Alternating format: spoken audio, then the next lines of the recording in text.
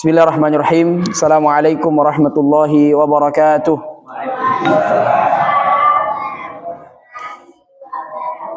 Innal hamdalillah nahmaduhu wa nasta'inuhu wa nastaghfiruh wa na'udzu billahi min shururi anfusina wa min sayyiati a'malina. Man yahdihillahu fala mudhillalah wa man yudlil fala hadiyalah. Asyhadu an la ilaha illallah wahdahu la syarikalah wa asyhadu anna Muhammadan abduhu wa rasuluhu wa safiyuhu wa khaliluh ballagha ar-risalata wa adda al-amanata wa nasaha al-ummah wa kashafa Allah ta'ala bihi al-ghummah hatta atahu min rabbih al-yaqin. Allahumma salli wa sallim wa barik wa an'im ala rasulika wa habibika Mustafa sallallahu alaihi wa ala alihi wa sallam. Ya ayyuhalladzina amanu taqullaha haqqa tuqatih wa la tamutunna illa wa antum muslimun. Ya ayyuhalladzina amanu taqullaha wa qulu qawlan sadida yuslih lakum a'malakum wa yaghfir lakum dhunubakum wa may yuti'illaha wa rasulahu faqad faza fawzan 'azima. Amma ba'du. Hadirin wal hadirat, bapak-bapak, ibu-ibu yang dirahmati Allah Subhanahu wa taala. Sedikit kita flashback bagaimana perjuangan para salaf, para sahabat belajar di zaman Nabi SAW. Tentunya belum ada penerangan seperti kita sekarang. Ada lampu, belum ada AC, belum ada kipas.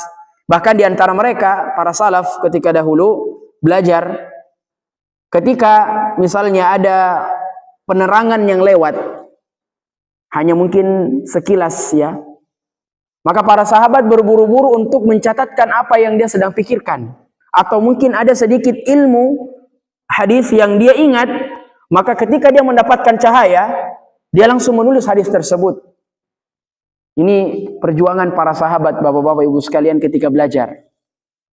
Mereka tidak tidak dihalangi oleh siapapun. Kalau diberikan kesempatan untuk belajar, apalagi majelis ilmu, maka mereka berlomba-lomba. Meskipun gak ada penerangan seperti ini. Kami dulu mengingat di Makassar ya, di DPP Wahda Islamiyah, pernah kejadian seperti ini terjadi di Ta'lim Ustaz Yusran hafizahullah ta'ala. Bayangkan mati lampu dari awal ta'lim sampai selesai ta'lim. Baru Masya Allah jamaah banyak sekali ya, penuh, dipadati masjid dengan jamaah, dan mati lampu Bapak Ibu sekalian. Tapi Alhamdulillah ta'lim berlangsung secara enak ya, tenang, syahdu ya. Bahkan sampai sholat isyanya juga, bahkan imamnya panjang-panjang dia baca. Luar biasa. Hadirin wal hadirat, bapak-bapak, ibu-ibu sekalian, rahimakumullahu ta'ala jami'an.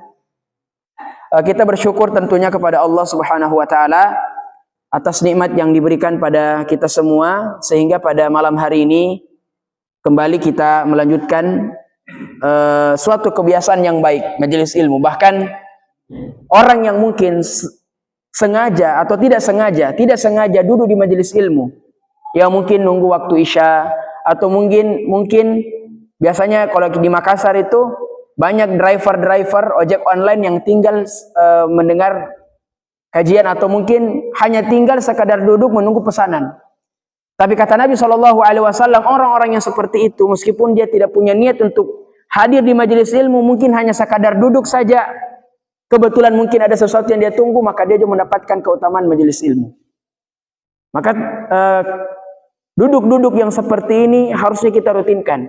Kalaulah orang bisa duduk di warkop berjam-jam, bisa duduk mungkin kalau ada pos ronda, pos kamling, atau biasanya di balai-balai duduk sampai dari jam 9 sampai jam 1 malam, kuat duduk, kuat cerita, apatah lagi majelis yang seperti ini. Harusnya kita lebih kuat.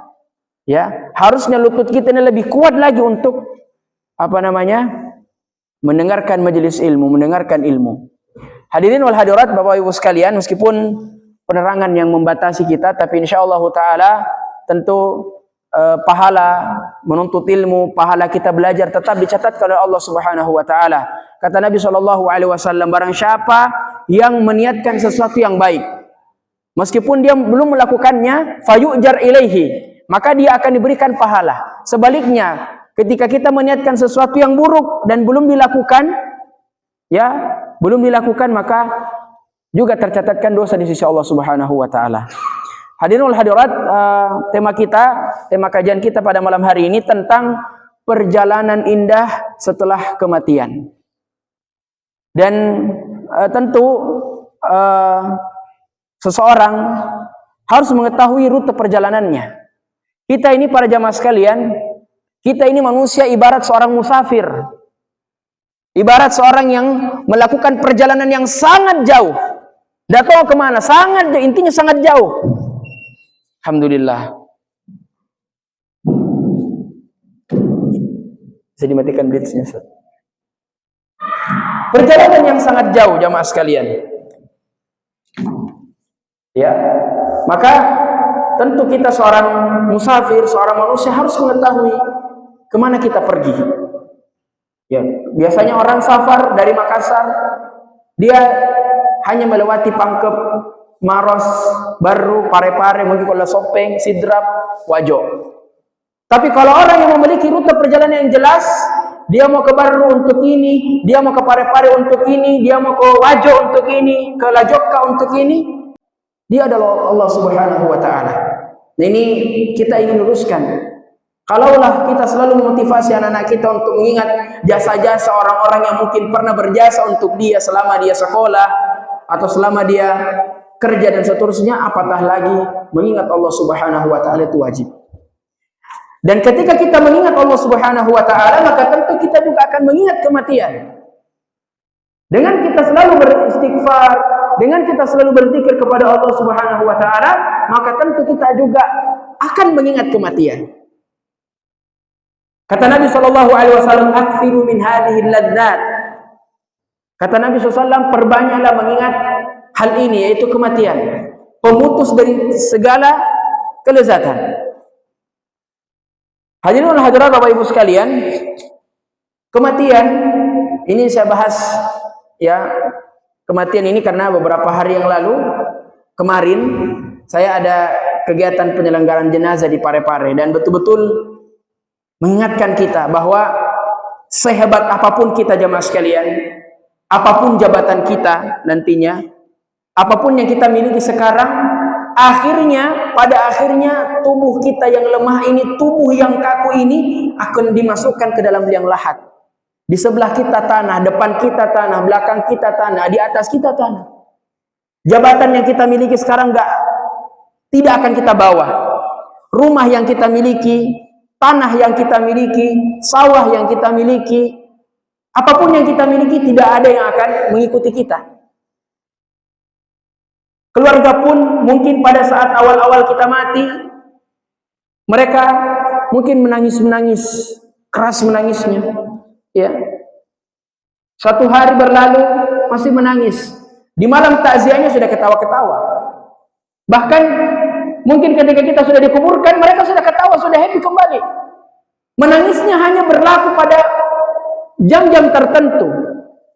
Ya, maka tidak ada yang dapat kita banggakan para jamaah sekalian, tidak ada yang dapat kita iftikhar dengan itu kecuali kita mengingat Allah Subhanahu wa taala dan memperbanyak bekal ketakwaan kepada Allah Subhanahu wa taala. Dan tentu setiap ada kehidupan maka pasti ada kematian. Ya. Kata Allah Subhanahu wa taala dalam surah Al-Mulk, "Alladzi khalaqal mauta wal hayata," yang dia menciptakan kematian dan kehidupan, atau kehidupan kemudian kematian.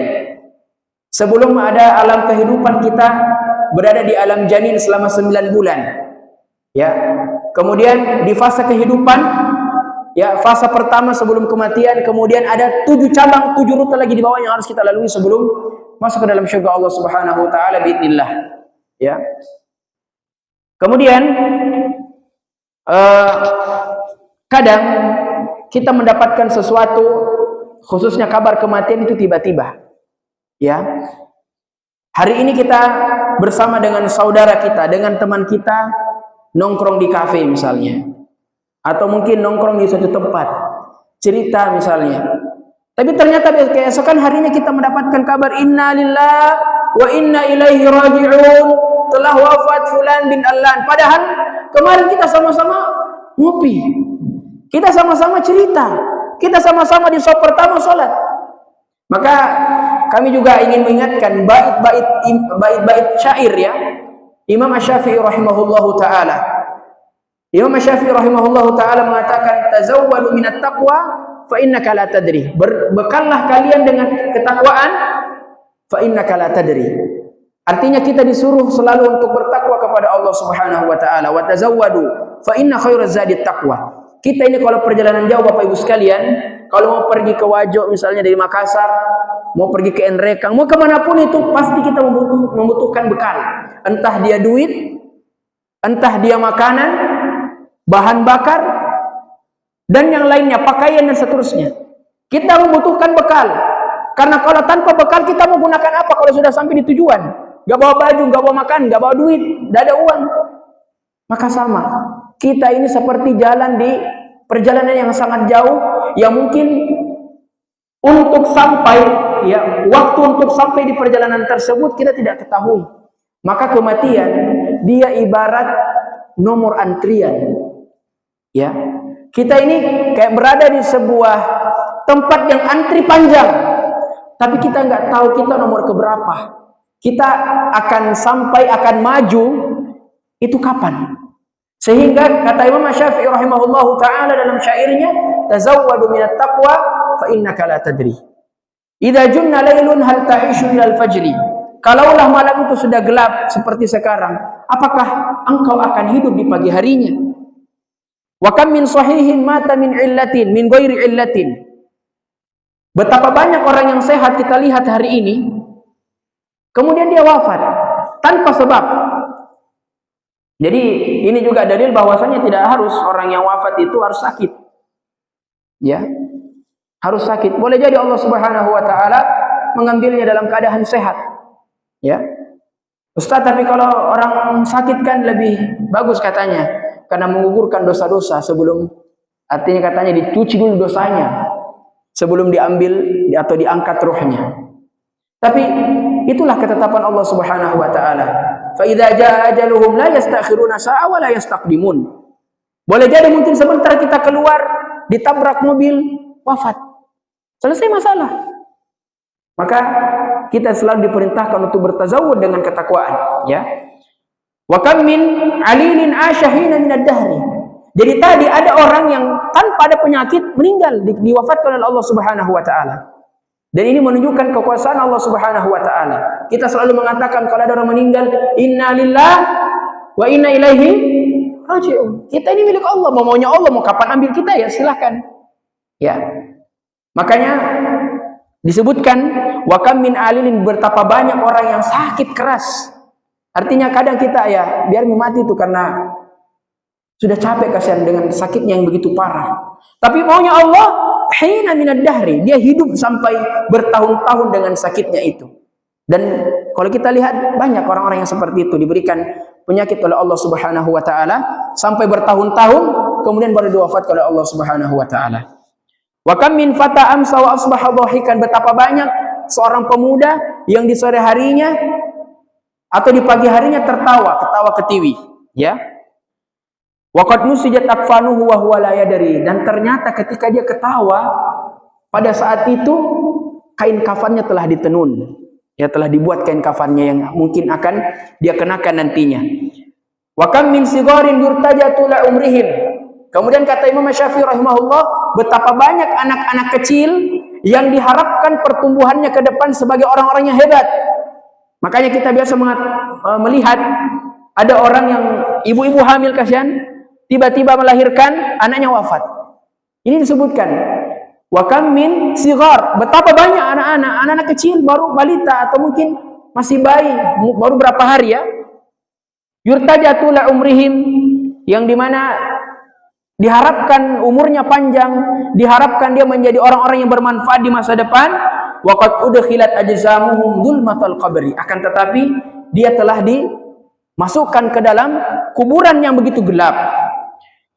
Wa kam min arusin zayyanuha li zawjiha, betapa banyak calon mempelai laki-laki wanita ketika dia ingin menikah, malam harinya sudah bersiap-siap untuk ya menyambut hari yang sangat spesial, tapi ternyata Allah takdirkan lebih spesial dari itu, ya. wa qad qubidat arwahuhum lailatul qadri, akan tetapi ternyata telah diangkat ruhnya, telah ditangkap ruhnya lailatul qadri, malam lailatul qadar. Maka para hadirin wal hadirat jamaah rahmatullah Allah Subhanahu wa taala, ini pentingnya untuk kita selalu berbekal dengan ketakwaan kepada Allah Subhanahu wa taala. Kemudian yang kedua, di antara fawaid dari bait Imam Syafi'i rahimahullahu taala, kematian itu tiba-tiba. Ya. Tidak ada orang yang wafat sudah disampaikan besok engkau akan mati, besok akan engkau ini. Ya. Kemudian kehidupan, sebelum kita membahas fase-fase tahapan-tahapan manusia, ya, tahapan-tahapan manusia ketika berada di dalam dunia, kemudian di dalam barzakh, kemudian di qantara dan seterusnya sampai ke dalam surga, fase yang paling pertama kita akan hadapi yang pertama janin, ya, janin. Inna ahadakum yuj'alu khalquhu fi batni ummihi 40 yawman, ada 40 hari. Tsumma yakunu 'alaqatan mithla dhalik. Pertama jadi segumpal darah. Tsumma yakunu mudghatan mithla dhalik. Kemudian menjadi segumpal daging. Fa tsumma yursalu ilaihi al-malak fayunfakhu fihi ar-ruh. Kemudian setelah itu diutus kepadanya malaikat, fayunfakhu fihi ar-ruh, kemudian ditiupkan ruh. Wa yu'maru bi arba'i kalimat. Kemudian diperintahkan untuk mencatat 4 hal. Bikatbi rizqihi. Pertama disuruh catat rezekinya ini orang. Jadi sebelum kita semua ini para jamaah sekalian, sebelum dilahirkan di dunia ini sudah dicatat rezeki kita berapa tawata selama kita hidup. Ya. Makanya kalau orang wafat itu sudah selesai rezekinya, ya. Bikatbi rizqihi wa amalihi, kemudian amalnya, ya. Bagaimana amalan solehnya? Apakah syaqiyun, ya, apakah dia bentuknya artinya amalan-amalan yang dilakukan selama hidupnya adalah kebaikan atau keburukan.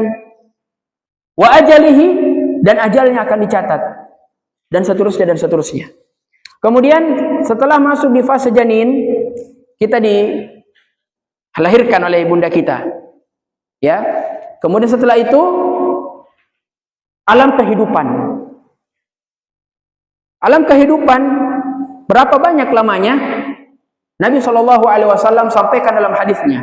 Nabi SAW mengatakan, a'maru ummati ma baina sittin ila sab'in wa aqalla ma yajuzu dzalik. Kata Nabi SAW, umur umatku itu hanya sekitar 60-70 tahun saja. Dan kata Nabi, wa aqall, dan sedikit yang ma yajuzu dzalik, yang bisa melebihi. Sekarang saya tanya, ada sudah umur 70 di sini? 67 tahun, 80 tahun, yang 60-70 tahun perbanyak makin bekal dari sekarang. Ya. Dan sebenarnya takwa itu dari tak kecil, harus selalu ibadah, bukan ya dipengaruhi dengan faktor usia. Ya. Kemudian jamaah rahmatullah Subhanahu wa taala, kenapa kita harus selalu memperbanyak mengingat kematian, kemudian selalu mengingat-ingat bagaimana rute perjalanan kita. Karena di antara kita, ya, tadi kita sebutkan kalau dalam janin itu 9 bulan. 9 bulan. Kemudian kehidupan di dunia hanya sekitar 60-70 tahun saja. Makanya kalau orang yang sudah berumur 40 tahun, Bapak Ibu sekalian, 40 tahun itu masa matangnya pikiran kita. Makanya Nabi SAW diangkat sebagai Rasul di umur 40 tahun. Karena di umur 40 tahun inilah umur di mana kematangan itu sudah ada. Kematangan pikiran kita, dan seterusnya dan seterusnya. Jadi bagi bapak-bapak yang sudah umur 40 tahun, sadar-sadar mulai perbanyak bekal.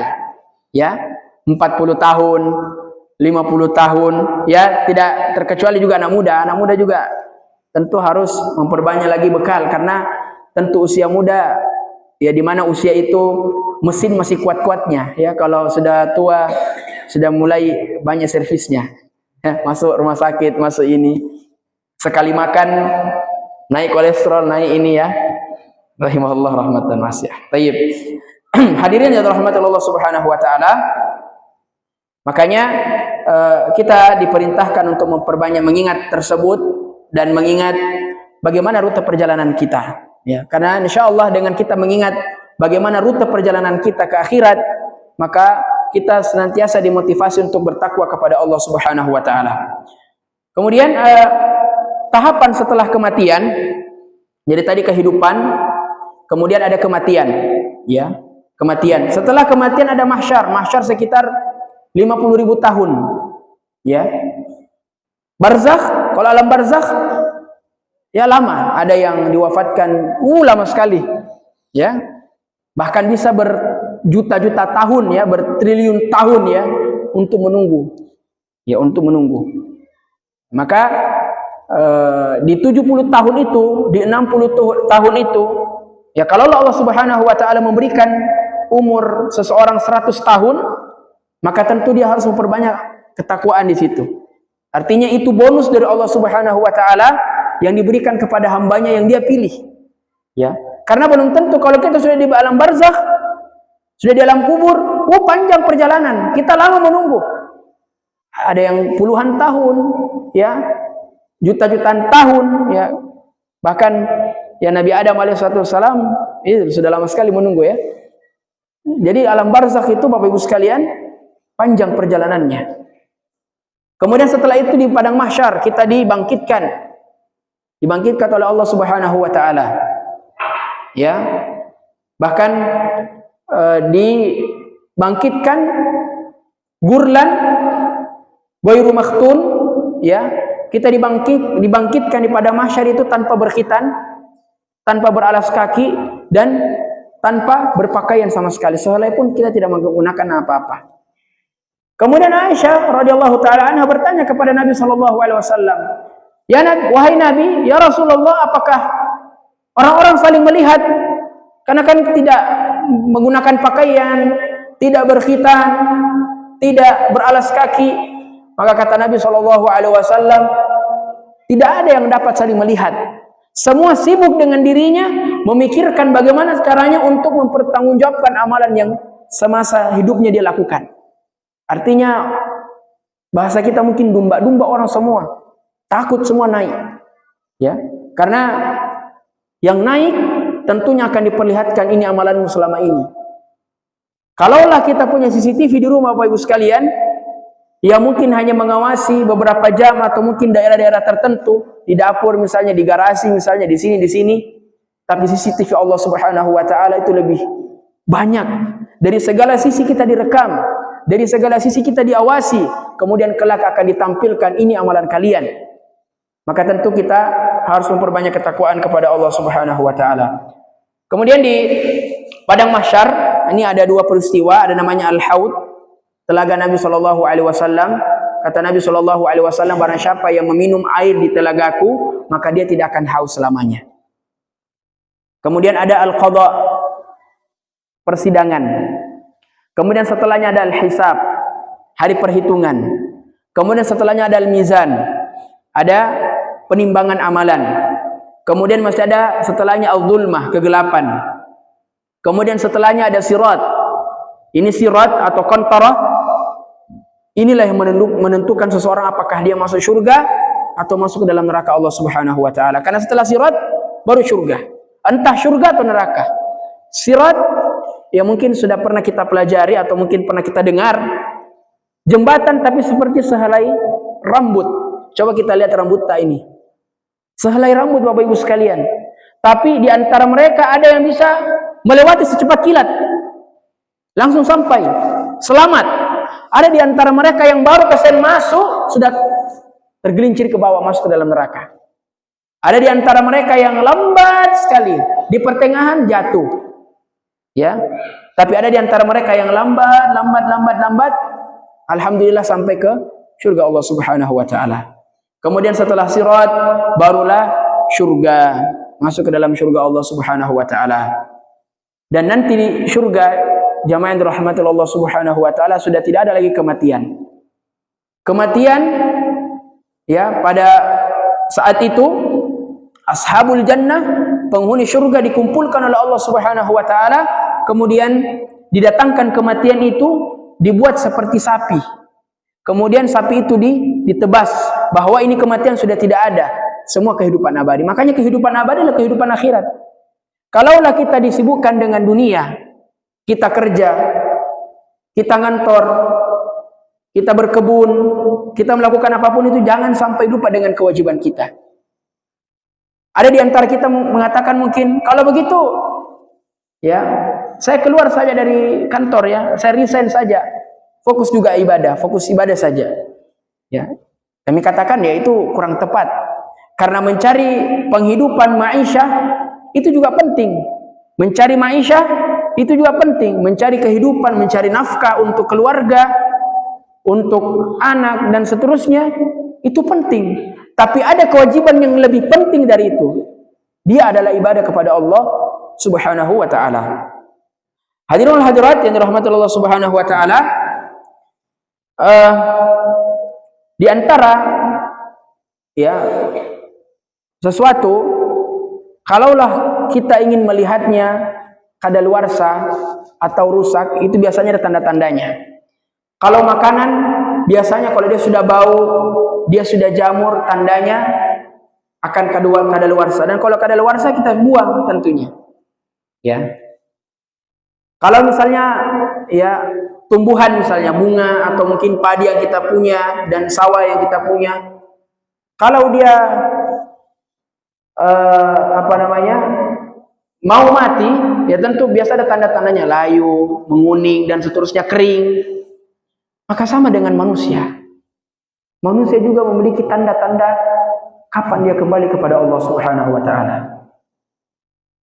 Kulit kita mungkin dulu putih, kulit kita mungkin dulu segar, tapi di saat-saat menjelang kematian itu akan keriput, akan kering.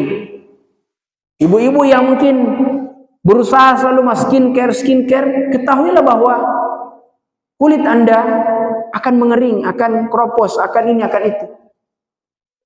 Dan juga di antara tanda-tanda kematian adalah adanya uban, rambut-rambut putih. Di antara tafsiran Abdullah bin Abbas radhiyallahu taala anhu ketika menafsirkan ayat waja'akumun nadhir, sungguh telah datang kepada kalian pengingat an-nadhir. Di antara tafsiran Abdullah bin Abbas radhiyallahu taala anhuma adalah tumbuhnya uban. Ya. Takut-takut membalas ini ada orang putihnya, kasihan. Tapi Ustaz, bagaimana kalau masih muda ada ubannya? Tanda-tanda kematian juga itu. Disebutkan dalam sebuah athar, dalam sebuah hadis, kalau ada yang, ya karena kan biasanya pada umumnya kita, orang yang berusia lanjut itu sudah ada ubannya.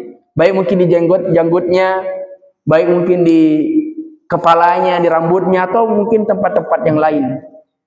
Tapi kalaulah itu misalnya mungkin tumbuh sejak kita mungkin masih muda, maka jangan cukur, itu menjadi sesuatu yang akan bermanfaat di kemudian hari. Tapi secara umum yang terjadi pada kita sekarang ini itu adalah sebenarnya tanda-tanda untuk kita kembali kepada Allah Subhanahu wa taala. Fisik sudah lemah, dulunya kuat kerja, kuat bangun sesuatu, kuat tanam sesuatu, sekarang sudah mungkin lemah. Yang mungkin dulunya bisa angkat 10 karung, sekarang tinggal mungkin 3 karung, 2 karung, bahkan mungkin nggak bisa diangkat. Ini diantara tanda-tanda bahwa kita akan dipanggil oleh Allah Subhanahu wa ta'ala. Maka sesungguhnya kalau kita sudah mengetahui dan paham dengan kode-kode itu, ya, maka tentu kita harus bersiap-siap siaga. Bukan, saya punya anak ini, bagaimana caranya saya mau bayarkan sekolahnya dan seterusnya. Maka ini kurang tepat. Tentu kita harus memiliki cara-cara yang lain bagaimana semuanya bisa jalan. Ibadah kita jalan dan masalah dunia pun tidak tertinggalkan. Maka hadirin yang dirahmati Allah Subhanahu wa taala, ini diantara fawaid, ya, bahwa kita ini harus selalu mengingat pemutus kelezatan. Selalu mengingat pemutus kelezatan. Dan diantara bagaimana Allah Subhanahu wa taala menilai hasil kehidupan kita di dunia ini kemudian nanti dibalaskan di akhirat adalah dengan adanya bala, adanya ujian-ujian yang Allah berikan kepada kita. Ya. Apalagi yang sudah biasa tarbiyah, sudah hijrah ya. Saya ini sudah tarbiyah mungkin sekitar 5 tahun. Ini orang cerita ya. Tapi rezeki saya masih seperti itu.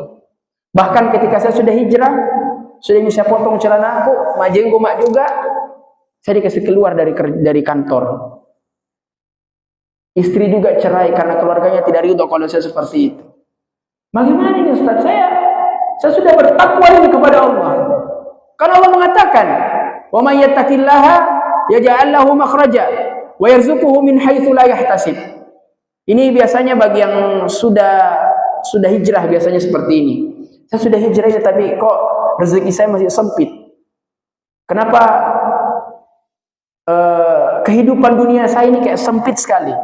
Maka kita katakan bahwa itu diantara tanda Anda belum bertakwa. Takwa tidak harus dengan pengakuan. Kalau Anda bertakwa, maka insya Allah akan memberikan kepada kita qanaah, rasa cukup. Ya. Jadi diantara bagaimana Allah Subhanahu Wa Taala bisa membalas apa yang kita lakukan di dunia ini dengan amalan-amalan yang kita lakukan atau dengan ujian yang Allah berikan. Ya, Allah mengatakan dalam surah Al-Insan, "Inna khalaqanal insana min nutfatin amsyajin nabtalihi faja'alnahu sami'an basira." Sesungguhnya kami menciptakan manusia min nutfah, dari segumpal daging, amsyajin nabtalihi, yang dimana nantinya kita akan ibtila, akan diuji. Kehidupan kita ini akan diuji. Kehidupan yang singkat ini akan diuji. Dengan ujian tersebut akan menentukan derajat keimanan kita dan derajat ketakwaan kita kepada Allah. Makanya kami sampaikan kepada akhi fillah yang mengatakan, kenapa rezeki saya sudah sholat ini, saya sudah puasa ini, saya sudah memperbanyak sedekah, tapi ternyata kehidupan dunia saya masih sempit. Mungkin Anda belum terlalu bertakwa kepada Allah. Mungkin Anda belum artinya mungkin Allah Subhanahu Wa Taala ingin mengangkat derajat Anda, ya, ingin mengangkat keimanan Anda kepada Allah Subhanahu Wa Taala. Begitu banyak kisah-kisah para anbiya, para rasul yang terdahulu, bagaimana mereka diuji dengan kaum mereka, dengan dakwah mereka. Kisah Nabi Ayub alaihissalatu wassalam yang diuji dengan penyakit yang semua orang jijik untuk melihatnya, tapi dengan kesabarannya dan beliau bisa melaluinya, maka Allah Subhanahu Wa Taala memberikan solusi. Ya, dan ini menjadi biasa problem. Terlalu banyak mengingat kematian ini. Jangan sampai kehidupan dunia juga hilang usai. Tidak boleh seperti ini. Ya. Mengingat kematian itu wajib. Apatah lagi mungkin bagi mereka yang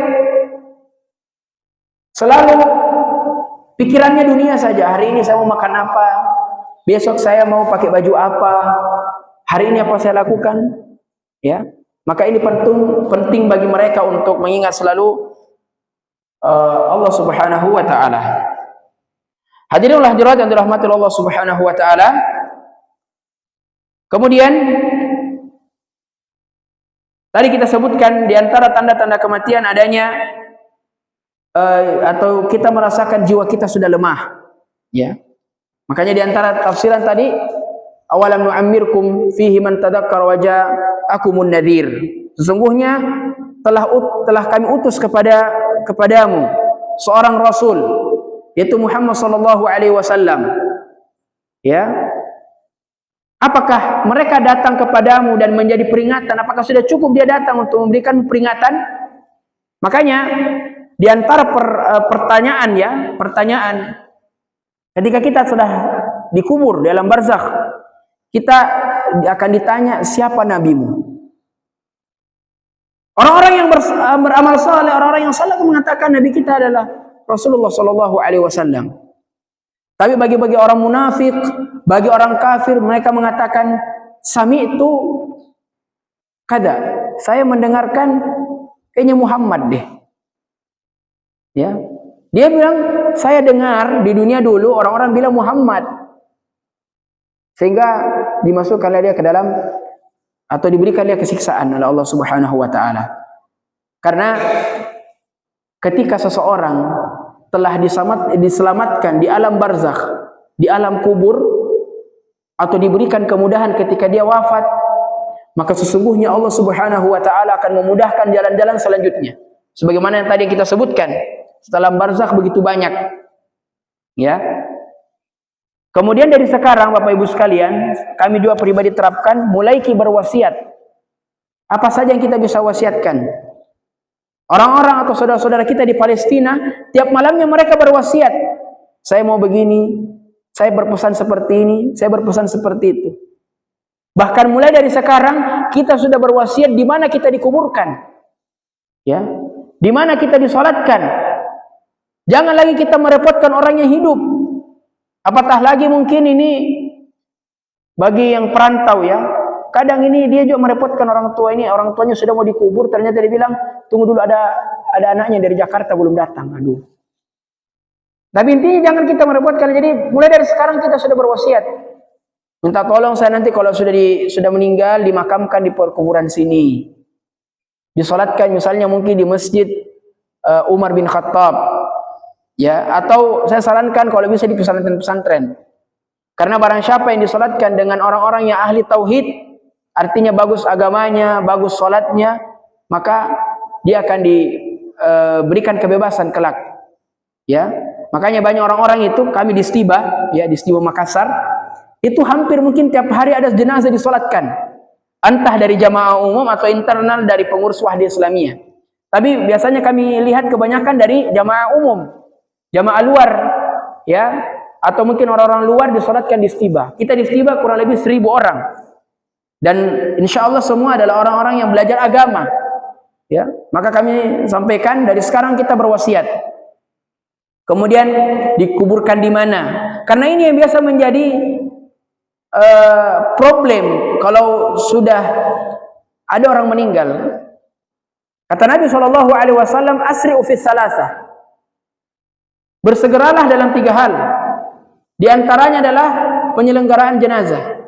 Ya, penyelenggaraan jenazah. Jadi kalau ada jenazah atau mungkin keluarga kita yang meninggal dan kita mungkin sudah belajar, jangan dikasih bermalam lagi ya. Apatah lagi kalau kita tahu dia adalah orang yang soleh, pasang pajang, suka puasa, suka sedekah, suka ini, suka itu harus disegerakan, karena orang-orang beriman itu kalau meninggal disegerakan. Ada nikmat yang ada balasan yang dia mau dapatkan. Jangan kita ini manusia yang menghambat itu semua. Jadi kalau ada orang meninggal dan kita tahu dia adalah orang yang soleh, dia ada orang yang baik agamanya, jangan ditunda, percepat. Jangan ditunda. Ya, kadang kita tunggu dulu keluarganya dari sini, tunggu dulu, aduh. Kita jangan sampai menzalimi jenazah. Jenazah itu jangan sampai kita kasih berhari-hari, 1 hari. Bahkan disebutkan dalam sebuah riwayat, jangan lewat dari 5 waktu. Contoh misalnya meninggal jam 11 siang, mau dikuburkan zuhur, aduh. Kita juga jangan sampai, bahkan ini sampai bagaimana agama kita juga ini menghormati jenazah, itu jangan sampai kita menzalimi mereka. Ya, meskipun tidak ada nih mungkin biar nih kan tidak rasa sakit juga, tidak bisa kita seperti itu. Kata Nabi SAW, barang siapa, ya, ini terkhusus ketika memandikan jenazah ya, barang siapa yang memandikan jenazah kemudian tidak sengaja atau mungkin ya pada saat dia mandikan dia tidak sengaja mematahkan tulang si mayit, karena kan biasanya kaku nih. Apalagi yang tinggal 2 hari, 1 hari, itu sudah kaku. Ya, karena saya pengalaman kemarin, termasuk juga yang menyelenggarakan jenazah, saya bilang, kenapa terlalu lama ini? Harusnya kalau wafat jam sekian, kalau bisa waktu asar, waktu ini sudah dikebumikan. Apalagi kalau kita tahu dia orang soleh. Saya tahu ya, wala nuzakkillahi ahada, tapi saya semasa beliau hidup, rahimahullah, orang yang sangat baik, orang yang suka, artinya salatnya kita sudah tidak ragukan insyaallah. Maka kita tidak perlu untuk menunda-nunda nanti ditunggu dulu keluarganya dari Enrekang, ditunggu dari keluarganya, ya Allah. Ya, ini jangan sampai kita menzalimi. Jadi kata Nabi, barang siapa yang mematahkan tulang si mayit, maka sama hukumnya dia membunuh si mayit ketika dia hidup. Ya, Allahul musta'an. Padahal mungkin kita beranggapan sudah mati ini orang, tidak ada rasa sakit, jangan. Kita tetap menjaga privasi mereka. Kita tetap menjaga kehormatan mereka. Makanya kalau kita memandikan jenazah, yang memandikan jenazah, biasanya kesalahan itu karena mungkin dia para-paranya dia buka semua itu badannya. Dia tidak menutup privasi sang mayit. Padahal ini kewajiban kita yang terakhir kali untuk menutup privasi mereka. Di bagian kemaluannya mungkin bagi para wanita biasanya bagian dari dada sampai di bawah itu ditutup. Kadang ada orang nak buka aja langsung, tidak ji, kita ini tidak boleh. Ya ini bukan namanya belum tepat ya, belum tepat. Karena meskipun dia sudah wafat Bapak Ibu sekalian, tetap untuk kita menjaga privasi mereka. Tetap kita menjaga kehormatan mereka. Ya. Ini penting untuk kita selalu sampaikan karena tiap hari itu pasti ada orang yang dipanggil oleh Allah Subhanahu wa taala dan cukuplah itu menjadi tazkir, ya, pengingat bagi kita.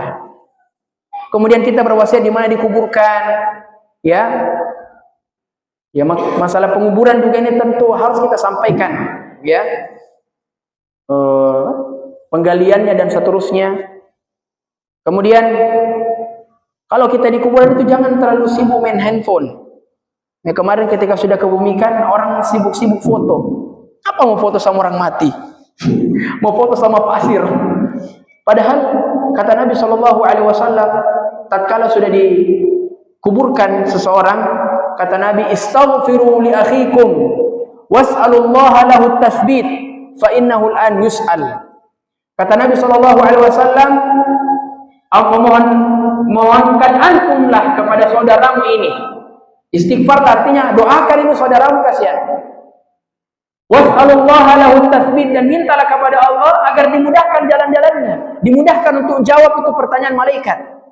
Karena sesungguhnya 40 langkah orang terakhir yang ada di kuburan, datang 3 malaikat tersebut menanyakan apa yang kita tadi sampaikan.